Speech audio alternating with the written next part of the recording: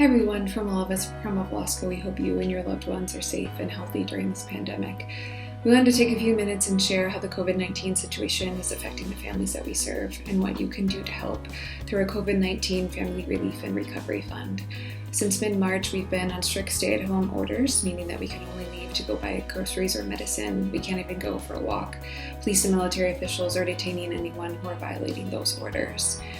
And all of our entrepreneurs and most of the families that we serve at the Child Development Center work in the informal sector. This means that they normally don't receive a steady income, and whatever they earn for the day is what they use to put food on the table. And given this already very vulnerable economic situation, we're very curious how the stay-at-home orders were going to affect them and their employment status. We spoke with 50 entrepreneurs, and due to the stay-at-home restrictions, only 13 of their businesses are currently in operation, meaning 36 of the 50 entrepreneurs are not earning an income. Additionally, at least 35 entrepreneurs had at least one family member who lost their job. In some families, including the entrepreneur, 3 adults have lost their job. The rise of the next pandemic is here: unemployment. Of the 13 entrepreneurs who can still operate their own businesses, they primarily make food products, and their production has dramatically declined.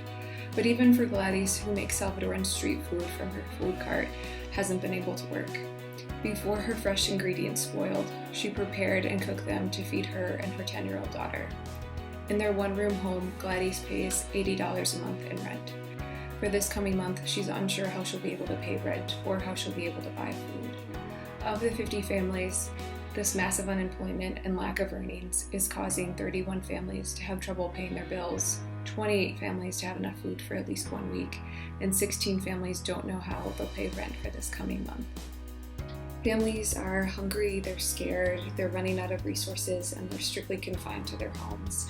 If this wasn't enough, the country's systemic violence still threatens families. Carmen, Elena, and Monica shared that they are fearful of the gang members who are watching them and their neighbors as they leave to go buy food. Previously, those gang members were not watching them as closely as they are now. For 13 years, Prima Bosco has focused on providing educational, empowerment, and mental health opportunities to children, families, and women entrepreneurs who would otherwise not have access to such services. We are adapting our services now while we're in quarantine and for when restrictions are eventually lifted, to ensure that our entrepreneurs, parents, and their kids have the opportunity to participate in our programs in the future. And until they're able to earn enough money to put food on the table themselves, they need your support. Right now, you can help us rapidly deploy flexible funds to provide cash assistance to entrepreneurs and their families so they can purchase food, pay necessary bills and rent, and alleviate tuition fees that families owe at the preschool center so that they have one less bill to pay and more cash available.